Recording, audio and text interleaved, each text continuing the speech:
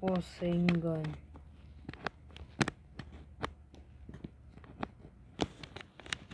Or same gun.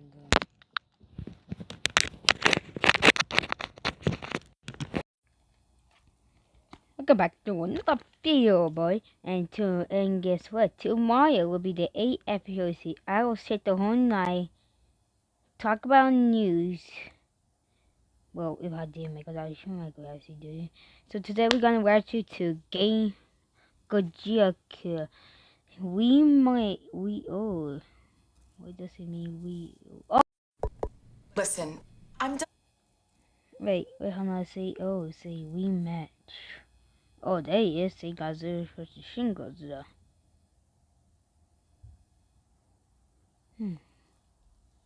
Yeah, okay, I'm gonna watch it. I will make that my next video of tomorrow. You should just. I was planning to match that, but yeah, I do watch some of his videos on my phone. Why do I feel like you always post like each 1 week? I don't like the note. I gotta make the note thumbnail is my favorite. It's like today in the battle arena, we will witness a battle for the ages. For the first time in this series, we will have not one, but 2 Godzillas in the battle arena. The first, a titan that throughout the ages has earned the title of Alpha with Blood. A giant reptilian that does not know retreat or surrender. The one and only legendary Godzilla. Its opponent, one of the most terrifying monsters ever seen, with a biology so strange and volatile that it could counter just about anything thrown at him.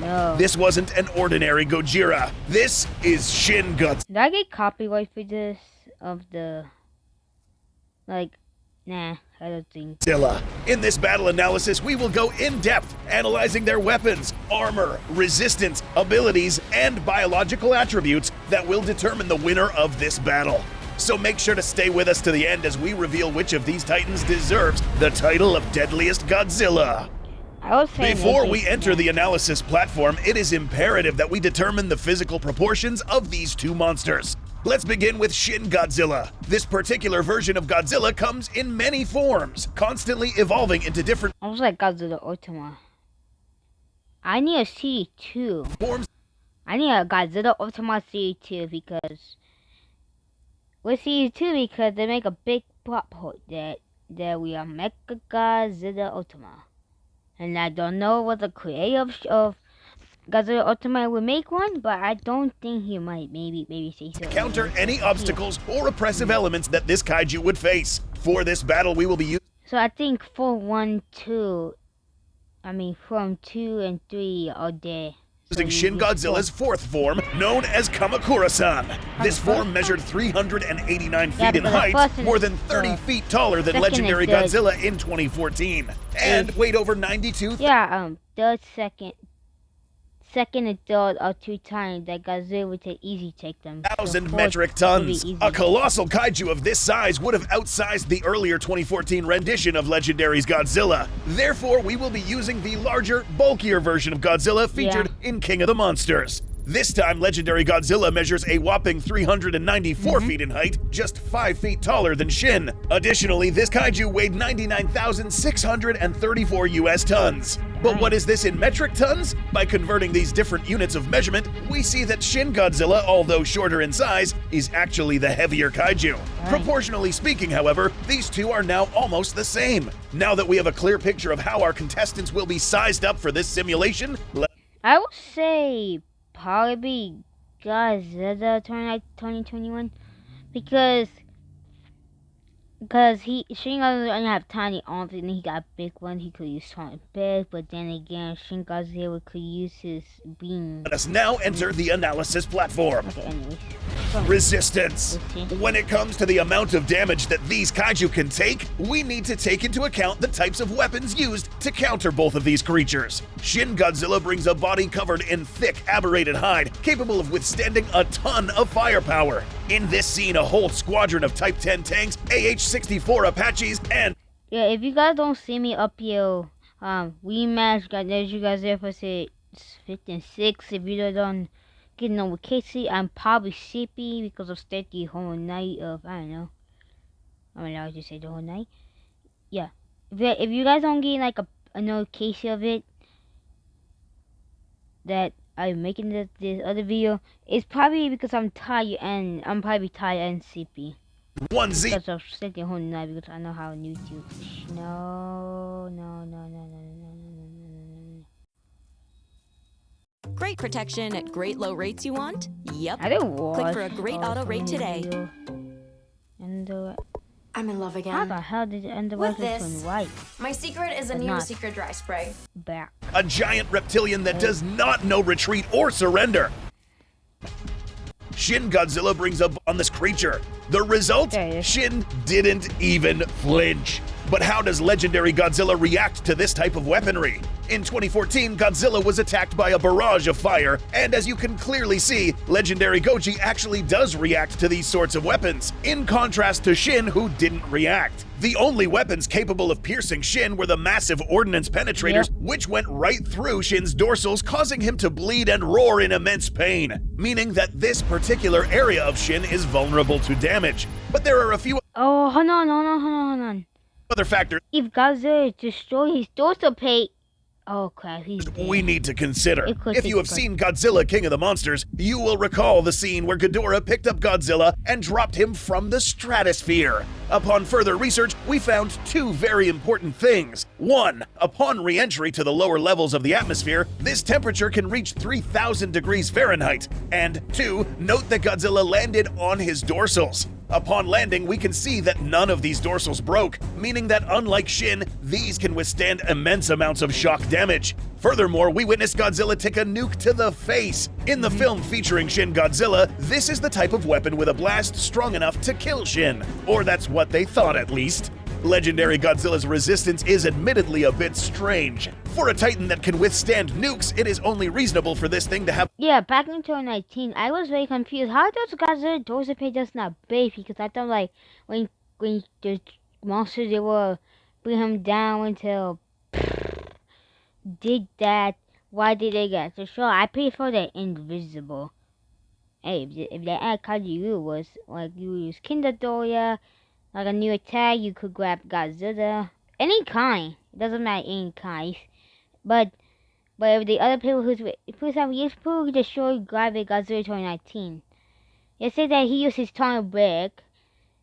That thing let go and you could take a little bit of a damage. If you go higher, you are dead. You're like, hey, a crater of it.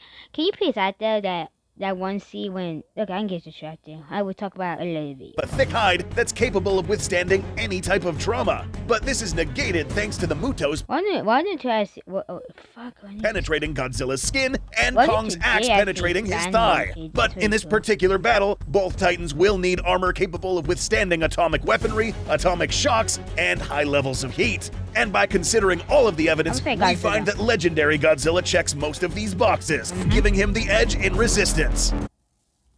This is Okay. the story of Let's two talk about- homes. Remember that one They both scene have when bugs, Destroy was but only choking one Godzilla to the has Zevo. sky, then put him down when he saw the kid? Right?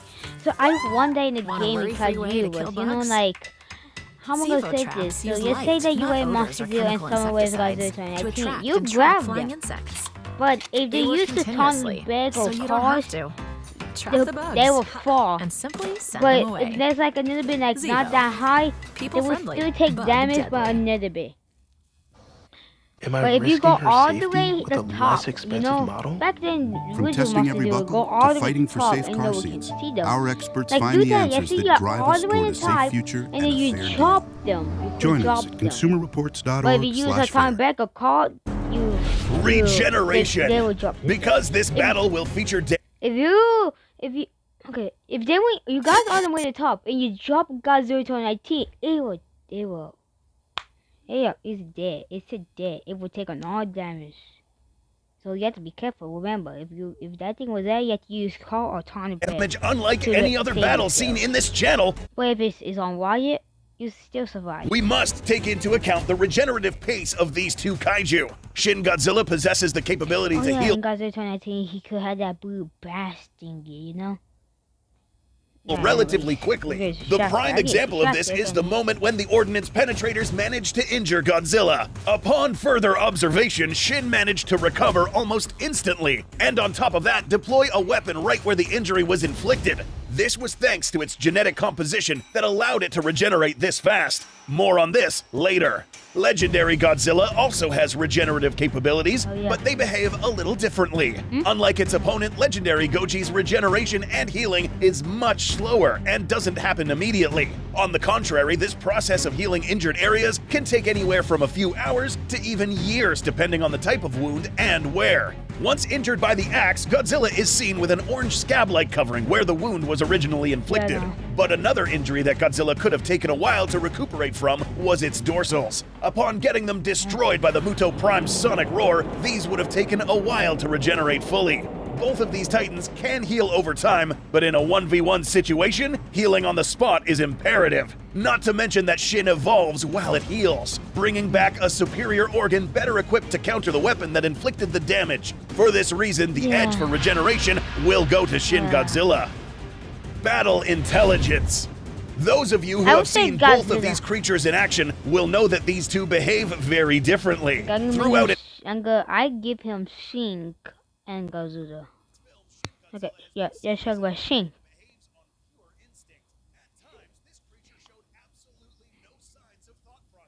Yep. No, I don't think so.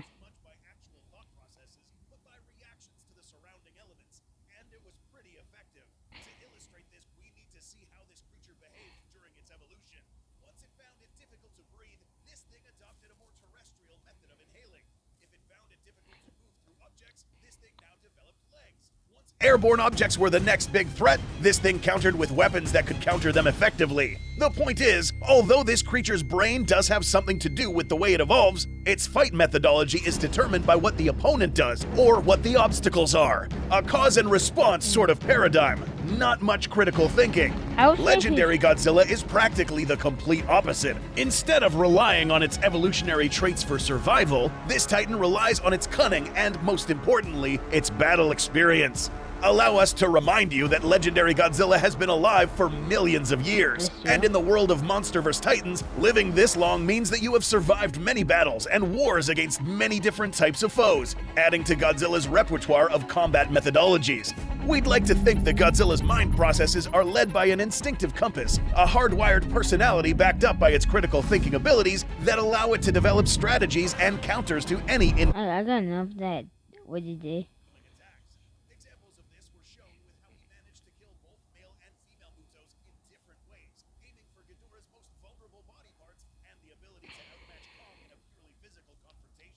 Bishop.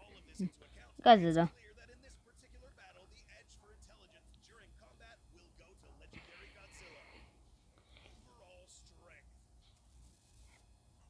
Yeah, I think Shin was like a god of it because I thought he'd ever use his son. I was sad that there's no Shin too. Usually represented as unstoppable forces of nature. But what about these two? In its live-action appearance, Shin Godzilla was the type of kaiju that would literally burst through all sorts of urban landscape, densely packed buildings, and power through missile fire. But where is all this strength concentrated? Upon further observation, it's clear that most of its muscular density can be found in the lower portion of its body. More specifically, its extremely thick legs and very large tail. The advantage of having such a build has been beneficial to not just Shin, but Legendary Godzilla as well. That's right, both of these kaiju have thicker legs and a tail that can be used as a third limb, which comes in handy when it comes to stability. The best example of this is how Godzilla soaked Kong's punch to the face on the carrier. The real reason why Godzilla did not get knocked down was the fact that it had 3 points of contact with the ground. Unlike Kong, whose smaller legs did not help him stay upright against a swipe from a smaller limb. Speaking of which, when it comes to upper body strength, Legendary Godzilla comes equipped with a bulkier upper body. In contrast, Shin Godzilla's upper arms are much smaller and had little to no role in the destruction of these cities. So who wins the edge? While it is true that most of the lower muscular density of Shin Godzilla surpasses Legendary's, this Godzilla's larger build on its upper part of his body and his constant reliance on physical strength in combat gives him the edge when it comes to overall strength. Terrain compatibility.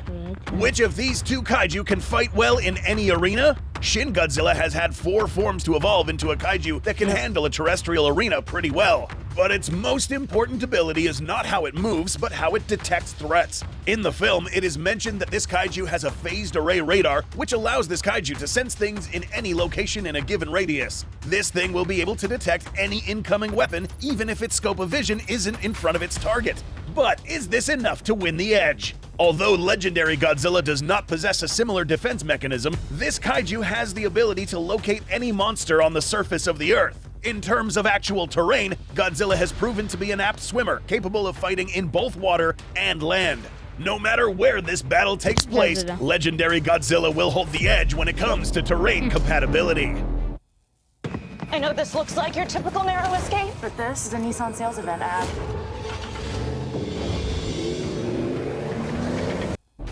Locomotion.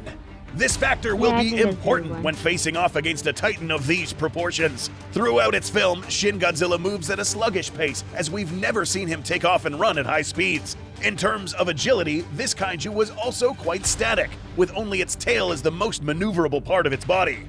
That said, it is possible that this kaiju didn't need to move fast at all. If humanity threw a special weapon that required Shin to evolve into a faster moving creature, then it would have probably manipulated its body shape to counter such weaponry. But in its 4th phase, Shin Godzilla was not fast. Legendary Godzilla, on the other hand, went from being a slow-moving creature in 2014 to a much faster and agile combatant in Godzilla vs. Kong. Although being a larger creature, this thing is now capable of literally running and even pouncing on a victim after being on all 4s. Oh, yeah, The way this legendary guy Godzilla jumped on uses its Shin weapons, and such as then its did the tail, same is a thing on clear indicator that Godzilla this Godzilla and Shin. moves in ways that Shin Godzilla can't. puts it For this reason, the on. edge for locomotion will be given to legendary Godzilla. Now, let's get to some weapons. Melee weaponry. Shin Godzilla has been a kaiju that relied on other types of weaponry rather than physical prowess. The closest thing we got to physical damage was simply having this kaiju tear through cityscapes and nothing else. Though to be fair, using its body as a weapon was not warranted at all, since there was no other opponent for Shin to use them on.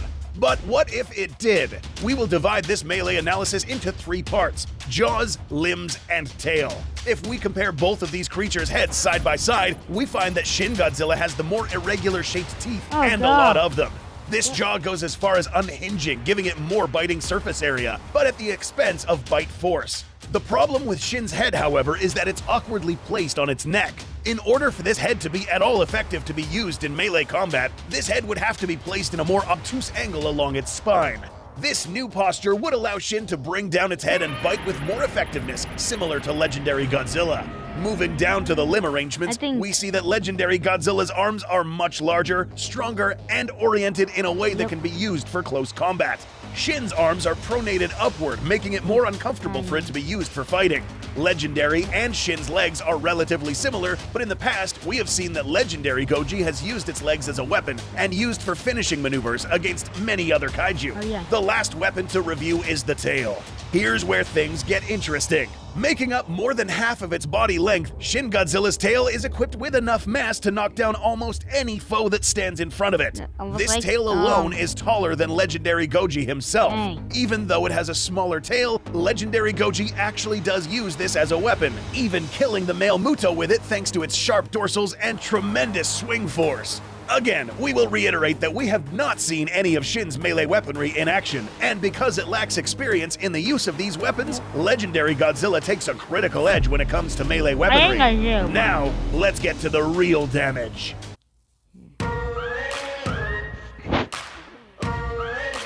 Yeah, I think Godzilla will win this fight. Dawn is flipping the way America does dishes. New Dawn Platinum Easy Squeeze. It's an upside-down bottle with Now, let's get to the real damage. Atomic weaponry. The contestant who wins the edge in this category will obtain it because it was the most effective in this particular battle. Let's begin with Shin Godzilla. This Titan's atomic capability is not to be underestimated in the slightest. This kaiju's signature weapon is known as the condensed atomic heat ray, a blast of atomic energy so powerful that it is seen cutting entire skylines in half thanks to its intense temperatures. To get to this point in temperature will take time though. Let's rewind a little bit before this condensation of energy. We see here that before Shin was able to condense this fire stream to its purple hue, this first started as a black smoke that was rapidly fired from this animal's vocal orifice. This was then ignited by its thermal flame and then condensed into this deadly weapon. This does not end here. Apart from being able to release this ray from its mouth, this creature has another vestigial underdeveloped pair of mandibles on its tail. This was a result of this animal's constant evolution that allowed it to develop an extra outlet for this energy. If this wasn't enough, this animal was also capable of releasing energy through its spine, allowing more of this deadly energy into a wider area. This weapon can also be aimed with accuracy thanks to its phased array radar. How does legendary Godzilla respond? This Godzilla is equipped with one of the most destructive atomic blasts ever seen, capable of reaching 500,000 degrees Celsius and with the explosive power of an atomic bomb. This weapon was used to dig a hole through the Earth and reach the nether regions of the planet.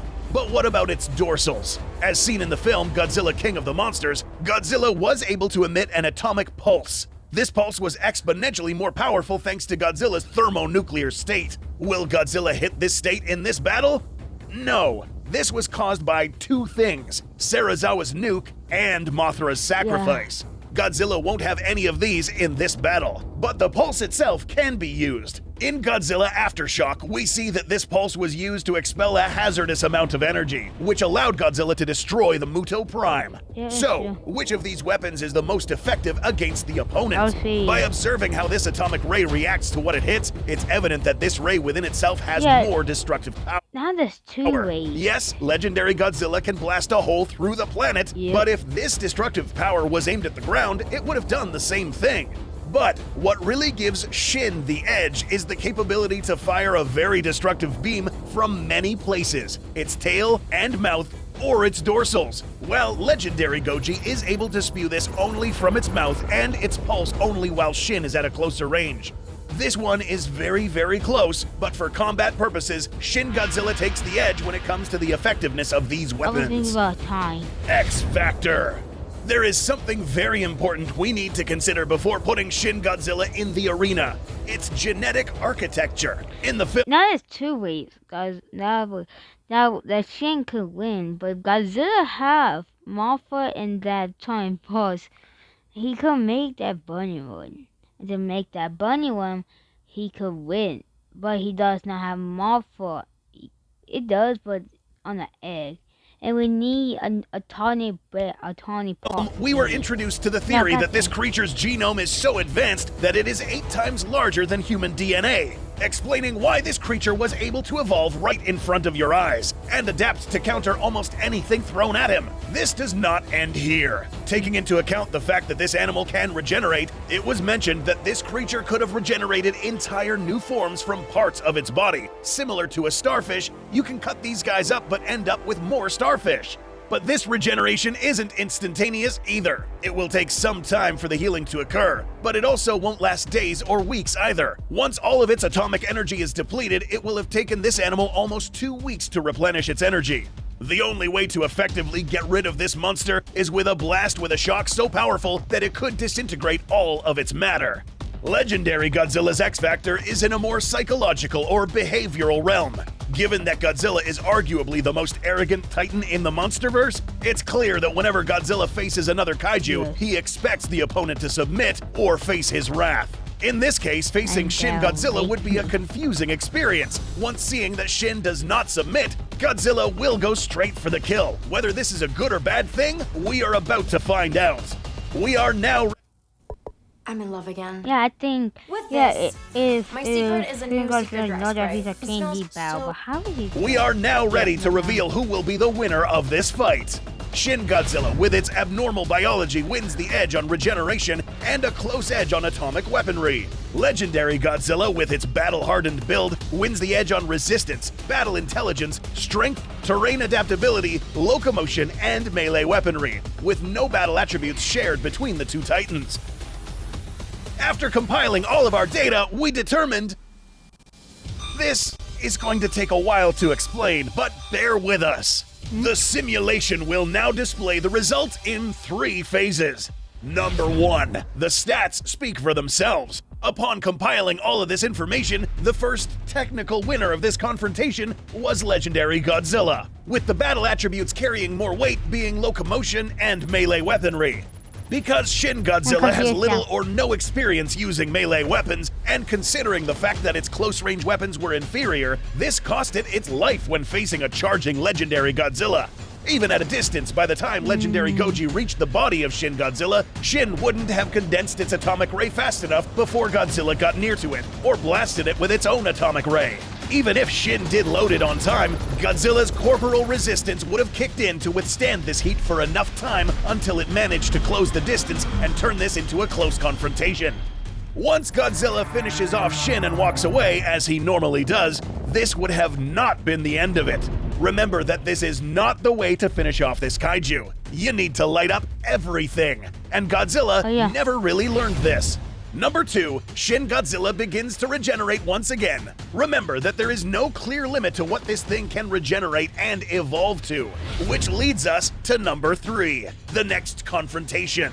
The simulations in this channel normally conclude with one clear winner and one clear loser, with the loser being completely dead. This time, Shin was defeated, but not completely killed, allowing his regenerative properties to kick in again. Now, Godzilla faces a different kaiju with different corporal attributes that can better counter his speed and physical prowess. Perhaps even 2 Shin Godzillas. The simulation ends here since we have absolutely no data on this alternative 5th form. In the film, Shin Godzilla's 5th form were these humanoid creatures that evolved to better counter humanity in a more effective method. This was halted, obviously. By understanding Shin's biology, it is more than evident that had it faced legendary Godzilla, its 5th form would have been something completely different. A battle between legendary Godzilla and this 5th form is completely up for grabs, and we won't know exactly how it will go for legendary Godzilla. Perhaps a 6th or even 7th form would have been needed to finally defeat legendary Goji.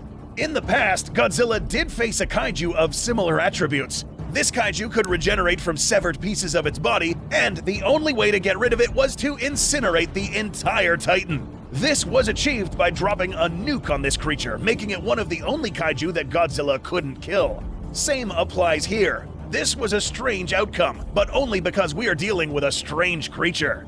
Did legendary Godzilla technically win in your opinion? Or does Shin Godzilla's biology grant it an ultimate victory? Let us know your opinions in the comments. For more fun kaiju documentaries like these, please like this video, subscribe, and go check out our merch if you haven't yet. Thank you so much for watching, and we will see you in the next battle. Okay, yeah, tell me in the comments, who will win, Godzilla or Shin? I would say, oh my god. Yeah, I would put in a time because Shin could actually win, but Godzilla will actually could win. Yeah, so that's all, guys. Tell me in the comments who will win the fire, Shin, Godzilla. And then tomorrow I will go to make a video of all the news that we will see in Dragon Ball Z, and maybe in the same day I might do a rematch of the new video that we did. I don't want to make this too long, like I've been no time. Yeah, so yeah, that's all, bye. So that's all. And stay out, folks. So bye.